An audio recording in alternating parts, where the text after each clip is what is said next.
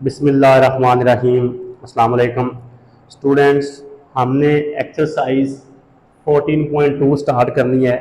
तो पहला क्वेश्चन है क्वेश्चन नंबर 1 का A part, differentiate between regression and correlation giving examples. Question वो हमसे ये पूछ रहा है जी कि आपने रिग्रेशन और कोरिलेशन में फ़र्क बयान करना है और उनकी रियल लाइफ एग्जांपल्स भी देनी है। तो हम क्या करेंगे, रिग्रेशन की डेफिनेशन लिखेंगे, कोरिलेशन की डेफिनेशन लिखेंगे और साथ में उसकी एग्जांपल दे देंगे। तो पहले है रिग्रेशन। ये चैप्टर अब जब हमने 14 स्टार्ट किया तब भी हमने रिग्रेशन की डेफिनेशन जो है वो डिस्कस की थी। The dependence of one variable dependent variable upon the other variable independent variable is called regression. एक वेरिएबल का दूसरे वेरिएबल के ऊपर डिपेंड करना रिग्रेशन कहलाता है। जो डिपेंड कर रहा होता है वो डिपेंडेंट वेरिएबल होता है और जिसके ऊपर डिपेंड कर रहा होता है वो इंडिपेंडेंट वेरिएबल है। एग्जांपल ये है कि weight depends upon the height. पहली मिसाल ये कि इंसान की जैसे जैसे हाइट बढ़ती है वैसे वैसे उसका वेट भी बढ़ता है, तो वेट जो है वो हाइट के ऊपर डिपेंड करता है। इसी तरह the saving of a person depends upon his income. इसी तरह अगर किसी शख्स की जैसे जैसे इनकम बढ़ेगी वैसे वैसे उसकी सेविंग भी बढ़ेगी। इसी तरह जो स्टूडेंट्स हैं उनके जो मार्क्स हैं वो उनके मेंटल लेवल और स्टडी आर के ऊपर डिपेंड करते हैं कि उनका मेंटल लेवल कैसा है, उनका आईक्यू लेवल कैसा है और वो कितने घंटे स्टडी करते हैं। तो यहाँ पे जो मार्क्स हैं वो डिपेंडेंट होंगे, स्टडी आर और आईक्यू लेवल जो है वो इंडिपेंडेंट है। तो ये है रिग्रेशन कि एक वेरिएबल दूसरे वेरिएबल के ऊपर डिपेंड करता है और उसकी मिसालों को भी हमने देख लिया। अब हम देखते हैं correlation. The linear relationship between two variables is called correlation. कि दो वेरिएबल्स के दरमियान लीनियर रिलेशनशिप को हम जानने के लिए जो टेक्निक यूज करते हैं उसे हम कहते हैं कोरिलेशन। सिंपल कोरिलेशन हमें दो वेरिएबल्स के दरमियान लीनियर रिलेशनशिप बताता है कि जब उनका हम ग्राफ बनाते हैं तो वो एक स्ट्रेट लाइन होती है, वो इंक्रीजिंग भी हो सकती है और डिक्रीजिंग भी हो सकती है। एग्जाम्पल है the length of an iron will increase as the temperature increase.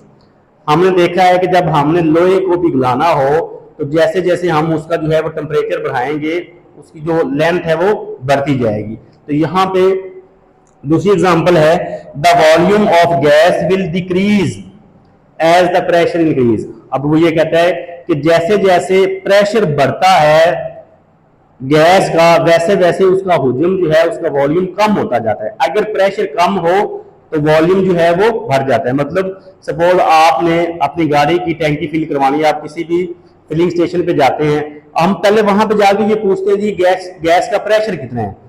अगर प्रेशर कम होगा तो उसका जो हुजूम है जो वॉल्यूम है हमें ज्यादा गैस डलवानी पड़ेगी।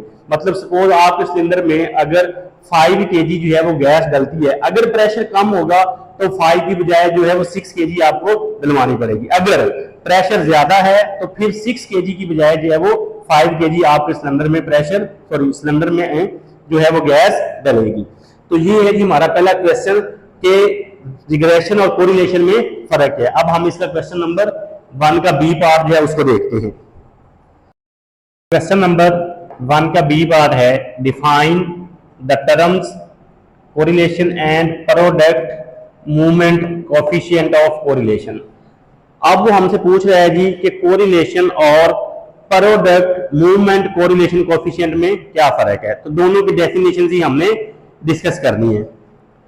तो पहले है correlation, the linear relationship between two variables is called correlation. ये हमने क्वेश्चन नंबर 1 के ए पार्ट में भी यही डिस्कस किया है। उसके बाद है product movement coefficient of correlation are numerical measures of strength in the linear relationship between two variables is called the product movement coefficient of correlation.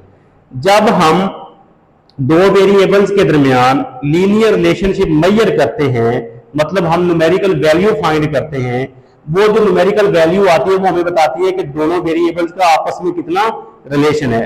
उस रिलेशन को हम क्या कहते हैं, movement product coefficient of correlation.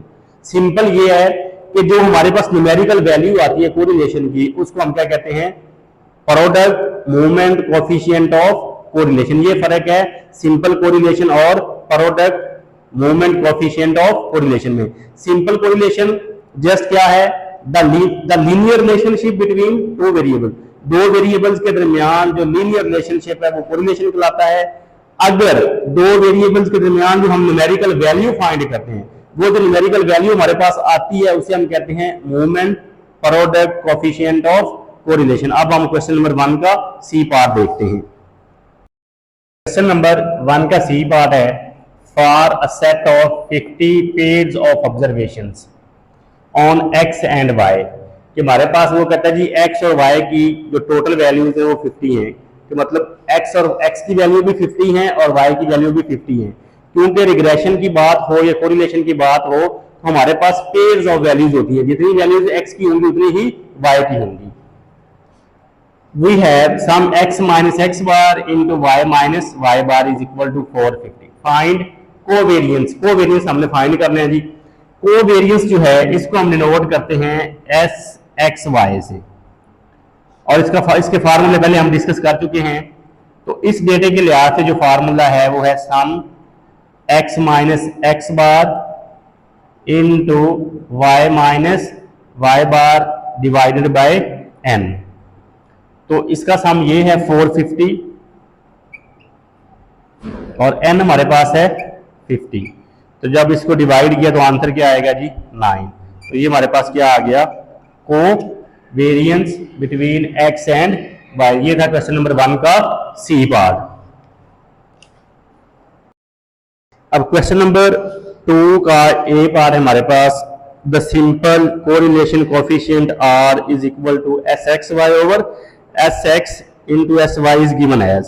उसने खुद बता दिया कि r का ये फार्मूला आपने यूज करना है जी, और फाइंड क्या करना है, कोरिलेशन। नीचे उसने बताया हुआ the following table gives the ages of husbands and the ages of wives at the time of their marriage. ये जो x है, ये जो एज है ये हस्बैंड्स की एज है, और ये जो y है ये वाइव्स की एज है। जब उनकी शादियां हुई तो तब जो शोहर है उनकी उम्र ये थी और जो बीवियां हैं उनकी उम्र ये थी। वो कहते हैं इनके दरमियान आपने कोफिशिएंट ऑफ कोरिलेशन फाइंड करना है by using the above formula. ये फार्मूला यूज करते हुए हमने कोरिलेशन फाइंड करना है जी। सबसे पहले देखिए क्या चाहिए, y माइनस वाई बार और x माइनस एक्स बार। तो हमें पता है जो x बार है ये इक्वल होता है सम x ओवर n के। सम x कहां से मिलेगा, इन सारी वैल्यूज को हम ऐड करेंगे तो यहां से हमें सम x मिलेगा जो कि इक्वल है 320 के, और n जो है नंबर ऑफ वैल्यूज वो 10 है, तो ये आंसर आएगा 32। इसी तरह y बार जो है ये इक्वल होगा सम y ओवर n। तो y का सम हमें यहां से मिलेगा जो कि इक्वल है 270, और जब इसको 10 से डिवाइड करेंगे तो हमारे पास आंसर आ जाएगा 27। पहले हमें क्या चाहिए, x माइनस एक्स बार। हम क्या करेंगे, x की हर वैल्यू में से x बार को माइनस करेंगे। तो 25 माइनस x बार जो है वो हमारे पास है 32। तो ये कॉलम हमने कंप्लीट करना है जी। 25 माइनस 32, तो ये आंसर आएगा -7। इसी तरह 29 माइनस 32, तो ये आंसर आएगा -4, सॉरी -3। फिर 30 माइनस 32, तो ये आंसर आएगा माइनस। तो इस तरह ही हमने कॉलम कंप्लीट करना है। -2 -1 0 1 3 5 और लास्ट पे 6। ये हमारे पास क्या आ गया, x माइनस एक्स बार। इसी तरह अब हम फाइंड करेंगे y माइनस वाई बार। क्या करेंगे, y की हर वैल्यू में से y बार को माइनस करेंगे। y की पहली वैल्यू 20 है और y बार जो है ये हमारे पास 27 है। तो पहला आंसर आएगा -7। फिर नेक्स्ट 22 -27 -5, 24 -27, इसी तरह ये कॉलम भी हमने कंप्लीट करना है। उसके बाद हमारे पास आएगा 2 के बाद है -4, फिर +4, फिर हमारे पास 2 है, 4, 3 और 4। लेकिन हमें अब क्या चाहिए, x minus x bar into y minus y बार, x minus x bar into y minus y बार। x माइनस एक्स बार की फर्स्ट वैल्यू को y माइनस वाई बार की फर्स्ट वैल्यू से मल्टीप्लाई करेंगे। ये -7, ये भी -7, -7 को जब मल्टीप्लाई करेंगे -7 से तो +49, -3 और -5, तो ये आंसर आएगा -50। फिर -2 और -3, ये आंसर आएगा +6। इस तरह हमने ये कॉलम कंप्लीट करना है। 49, 15, 6 के बाद आएगा हमारे पास -4, +4, 0, 0 के बाद हमारे पास है जी 2, 12, 15 और लास्ट पे 24। ये ऊपर न्यूमरेटर हमारे पास आ गया। सम से मुराद है कि हमने इन सारी वैल्यूज को ऐड करना है, वो नीचे मिलेगा यहां पे जब हम सारी वैल्यूज को ऐड करेंगे। नीचे हमें क्या चाहिए, x माइनस एक्स बार का स्केयर, तो x माइनस एक्स बार स्केयर, ये पड़ा हमारे पास x माइनस एक्स बार, तो -7 का स्केयर +49, -3 का स्केयर +9, -2 का स्केयर +4, फिर -2 का स्केयर +4, -1 का स्केयर 1, 0 का स्केयर 0, 1 का स्केयर 1, 3 का स्केयर 9, 5 का स्केयर 25 और 6 का स्केयर 36। और हमें चाहिए y माइनस वाई बार का स्केयर,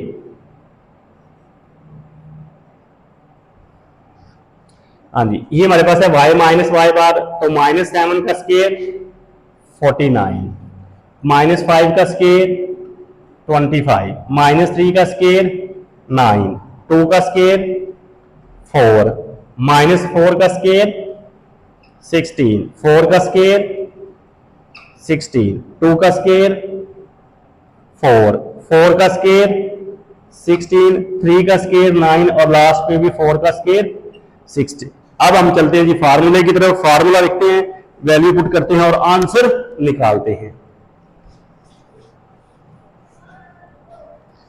फार्मूला उसने खुद बता दिया था, जो r है ये इक्वल है sum x minus x bar y minus y bar divided by sum x minus x bar whole square into sum y minus y bar whole square, और इनके ऊपर आएगा जी रूट। अच्छा ये देखें जरा, अब हमें सम किसका चाहिए, x माइनस एक्स बार और y बार माइनस वाई बार की मल्टीप्लीकेशन का। इस कॉलम का हमें सम चाहिए, वो हमें यहां से मिलेगा। हम क्या करेंगे, इन सारी वैल्यूज को ऐड कर लेंगे, तो ये हमारे पास जो आंसर आ रहा है वो आ रहा है 123। कैसे, हमने इन सारी वैल्यूज को ऐड किया, ये माइनस में थी वैल्यू, एक ही माइनस में थी, बाकी सारी को ऐड किया तो ये 123 आ रहा है। उसके बाद नीचे sum x minus x bar whole square, इसका सम चाहिए x minus x bar whole square, तो ये हमारे पास आ रहा है 138। क्या किया, इन सब वैल्यूज को ऐड किया तो यहां से हमें सम मिलेगा, वो है 138। इसी तरह y minus y bar whole square का सम, इन वैल्यूज का जब हमने सम किया तो वो आ रहा है 164, और इनके ऊपर क्या आएगा, अंडर रूट, तो ये आ गया 123। जब इन दोनों को मल्टीप्लाई किया तो ये आ गया 22,632 और इसके ऊपर क्या आ गया अंडर रूट। क्या किया इसका अंडर रूट लिया और 123 को डिवाइड किया तो आंसर आ रहा है 0.82 और कोरिलेशन को हम स्मॉल आर से डिनोट करते हैं। ये जो वैल्यू है ना ये है movement product coefficient of correlation. जो भी न्यूमेरिकल वैल्यू आती है उसको हम कहते हैं product movement coefficient of correlation. ये क्वेश्चन था उसने फार्मूला बता दिया, एक्स और वाई दिया हुआ था, फार्मूले में जो जो रिक्वायरमेंट थी वो कॉलम हमने बनाए, उनका सम किया, फॉर्मूले में वैल्यू पुट की और आंसर निकाल दी। अब हम चलते हैं नेक्स्ट क्वेश्चन की तरफ। नंबर 2 का बी पार्ट है जी हमारे पास। The following table gives the demand and supply of a commodity. जो एक्स है ये हमारे पास सप्लाई है और जो वाई है ये हमारे पास डिमांड है। तो वो कहता है जी इनके दरमियान हमने एक्स और वाई के दरमियान जो है वो कोरिलेशन फाइंड करना है, लेकिन फॉर्मूला ये वाला यूज करना है, उसके ऊपर खुद बता दिया है।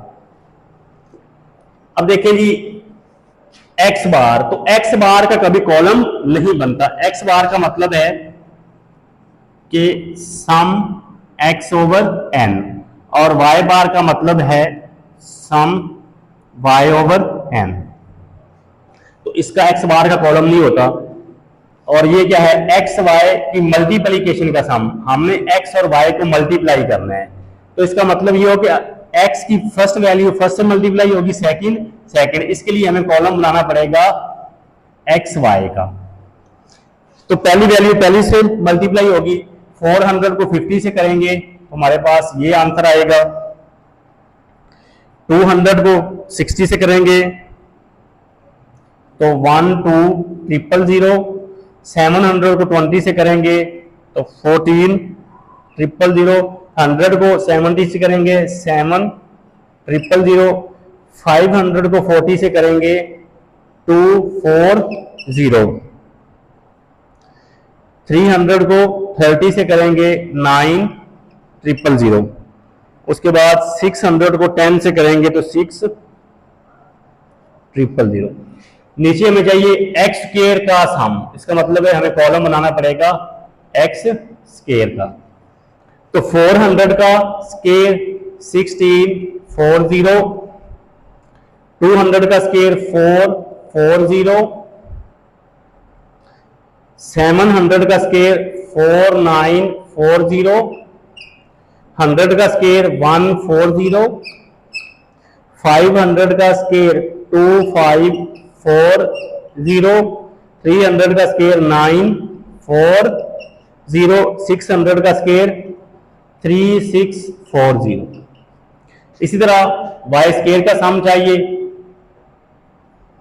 तो 50 का स्क्वायर 2500, 60 का स्क्वायर 3600, 20 का स्क्वायर 400, 70 का स्क्वायर 4900, 40 का स्क्वायर 1600, 30 का स्क्वायर 900 और लास्ट पे 10 का स्क्वायर 100। ये जी जितने कॉलम हमारे पास बनने थे वो हमने बना लिए। अब हम फार्मूला लिखते हैं और उसमें वैल्यू पुट करते हैं जी।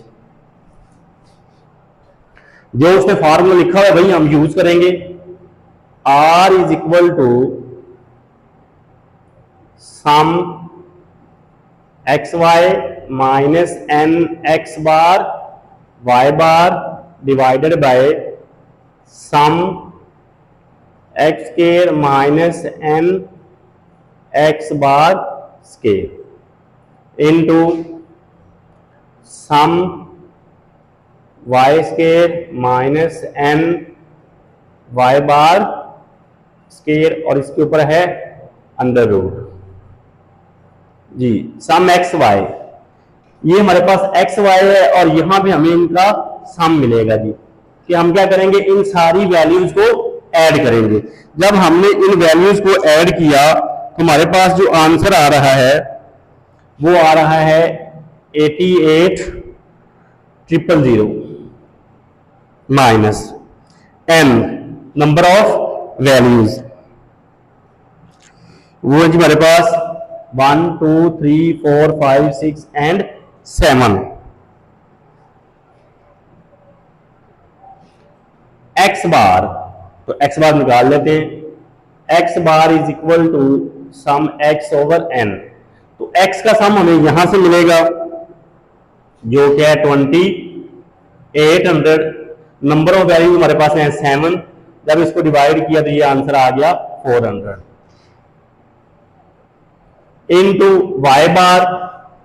तो वाई बार जो है ये इक्वल है सम वाई ओवर एन के। वाई का सम हमें यहां से मिलेगा। जब हमने इन सारी वैल्यूज को ऐड किया तो ये आंसर आ रहा है 280 और एन जो है ये 7 है। जब इसको डिवाइड किया तो ये आंसर आ गया 40। तो वाई बार की जगह पे क्या लिखेंगे 40 divided by sum x square. ये एक्स स्क्वायर है, यहां से हमें इसका सम मिलेगा जो कि इक्वल है 1450 है जी 1 2 3 4 और 5 माइनस है एन क्या है 7। एक्स बार स्क्वायर, एक्स बार है 400 तो इसका कर देंगे square into sum y square. ये वाई स्क्वायर है, यहां से इसका हमें मिलेगा सम जो कि इक्वल है 14000 माइनस एन, एन क्या है 7। वाई बार स्क्वायर, ये हमारे पास वाई बार 40 तो इसका हम कर देंगे स्क्वायर और इसके ऊपर क्या आ जाएगा जी अंडर रूट। जब हम ऊपर वाले को सोल्व करेंगे तो वो हमारे पास आंसर आएगा 88,000 माइनस 7 को 400 से करेंगे, जो आंसर आए उसको 40 से करेंगे तो ये हमारे पास आएगा 112,000। इसी तरह जब हम जो है इसको सोल्व करेंगे तो ये आंसर आएगा 2840 1 2 3 4। क्या करेंगे 400 का स्क्वायर करेंगे, उसको 7 से करेंगे मल्टीप्लाई, तो जो आंसर आएगा उसको इसमें से माइनस कर देंगे। इसी तरह 40 का स्क्वायर करेंगे, उसको 7 से मल्टीप्लाई करेंगे, इसमें से ये जो आंसर आएगा उसको माइनस कर देंगे तो ये आ रहा है 2800 और इसके ऊपर क्या आ जाएगा जी अंडर रूट। ऊपर वाले में से ये माइनस किया तो आंसर आएगा हमारे पास -24,000। उसके बाद इनको जब हम करेंगे मल्टीप्लाई तो ये आंसर आ रहा है 784 आगे है 60 1 2 3 4 5 एंड और इसके ऊपर क्या है अंडर रूट। अब हमने क्या करना है इसका अंडर रूट लेंगे, जो आंसर आएगा उसको इससे डिवाइड कर देंगे तो ये आंसर आएगा -0.857। तो ये हमारे पास आ गया जी कोरिलेशन। हाँ, उसमें हमें एक्स वाई दिया हुआ था और फार्मूले में जो जो रिक्वायरमेंट्स थी वो सारी वैल्यूज हमने निकाली, फार्मूला लिखा, इसको जो है वो सिंप्लीफाई किया। उसके बाद हमारे पास जो आर का आंसर आ रहा है वो आ रहा है -0.857। एक चीज आपने याद रखनी है, ये जो आर है इसकी जो रेंज है वो -1 से +1 है। आर कोरिलेशन का आंसर कभी भी -1 से छोटा नहीं हो सकता और +1 से बड़ा नहीं हो सकता। कहीं सपोज आपने कोई क्वेश्चन सोल्व किया है तो उसमें सपोज आपके पास आंसर आ रहा है -1.01 या कुछ भी, उसका मतलब है आपने कैलकुलेशन में कोई गलती की है, ये आंसर नहीं आ सकता। इसी तरह अगर आपने क्वेश्चन सोल्व किया तो आपके पास आंसर आ रहा है 1.21, मतलब 1 से +1 से बड़ा आंसर नहीं आ सकता और -1 से छोटा आंसर नहीं आ सकता, क्योंकि कोरिलेशन की रेंज ही -1 से +1 है। तो अब हम चलते हैं नेक्स्ट क्वेश्चन की तरफ। आगे हमारे पास क्वेश्चन नंबर 2 का सी पार्ट, जिसमें वो हमसे पूछ रहा है जी the simple correlation coefficient is given as. उसने खुद फार्मूला बता दिया जी कि आर जो है वो इसके इक्वल है। Traffic the following table gives the traffic density and accident rate. ये जो x है ये हमारे पास है ट्रैफिक डेंसिटी, कि मतलब जो है किसी रोड पे ट्रैफिक का हजूम कितना है, और ये y जो है ये एक्सीडेंट रेट है। तो ये x है और ये y है, यहां से हमने जो है वो फाइंड करना है जी कोरिलेशन। तो फार्मूले में जो जो चीजें हमें चाहिए एक्स वाई का सम, तो हम क्या करेंगे x और y को मल्टीप्लाई कर देंगे। फर्स्ट वैल्यू फर्स्ट से मल्टीप्लाई होगी, 30 को 2 से करेंगे 60, 35 को 4 से करेंगे 140, 5 को 40 से करेंगे 200, 5 को 45 से करेंगे 255, 50 को 8 से करेंगे 400, 60 को 15 से करेंगे 900, 70 को 24 से करेंगे 1680, 80 को 30 से करेंगे 2400, और लास्ट पे 90 को जब 32 से मल्टीप्लाई किया तो ये आ गया 2880। ये है सम एक्स सम वाई। तो सम एक्स हमें यहां से मिल जाएगा, सम वाई हमें यहां से मिल जाएगा, इसका मतलब है इसका कॉलम नहीं बनेगा। उसके बाद है एक्स स्क्वायर का सम। तो हम क्या करेंगे x की हर वैल्यू का स्क्वायर कर देंगे। पहली वैल्यू 30 है, 30 का स्क्वायर 900, 35 1225, 40 का स्क्वायर 1600, 45 का स्क्वायर 2025, 50 का स्क्वायर 2500, 60 का स्क्वायर 3600, 70 का स्क्वायर 4900, 80 का स्क्वायर 6400, 90 का स्क्वायर 8100। सम एक्स होल स्क्वायर, तो ये सम एक्स यहां से हमें मिलेगा, उसका हम स्क्वायर कर देंगे, इसका मतलब है इसका भी कॉलम नहीं बनेगा। उसके बाद वाई स्क्वायर का सम, वाई की फर्स्ट वैल्यू 2 का स्क्वायर 4, 4 का स्क्वायर 16, 25 25, 64, 15 का स्क्वायर 225, 24 का स्क्वायर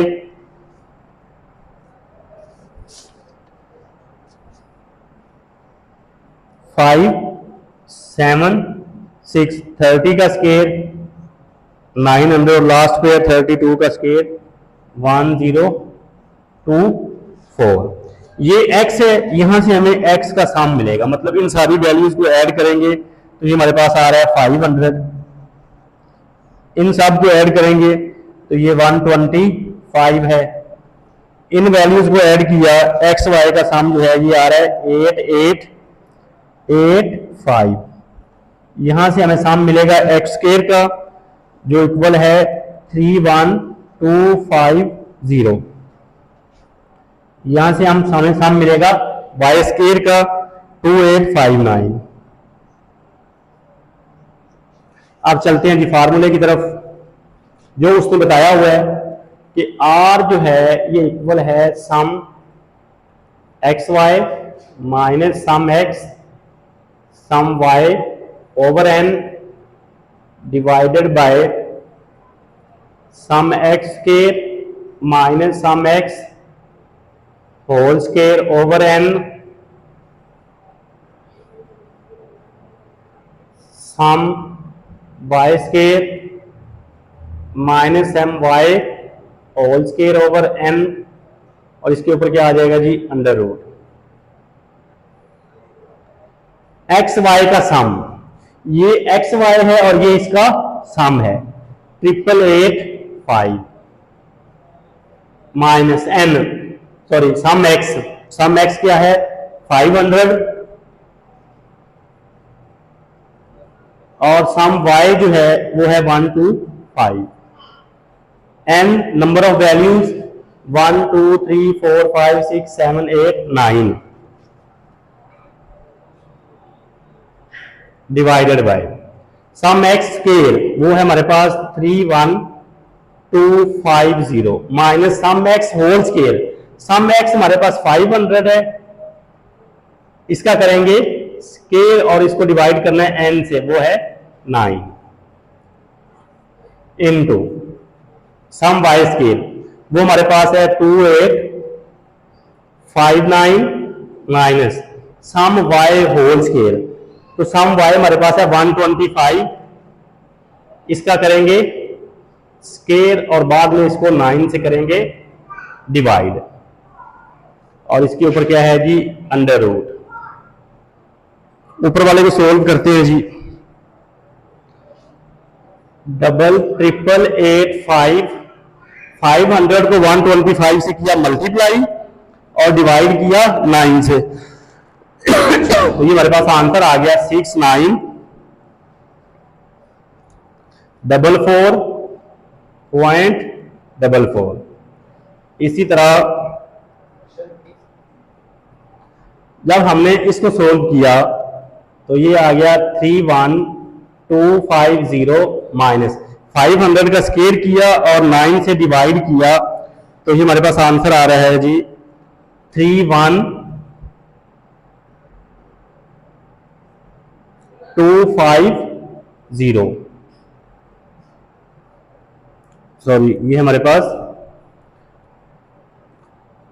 2777.78।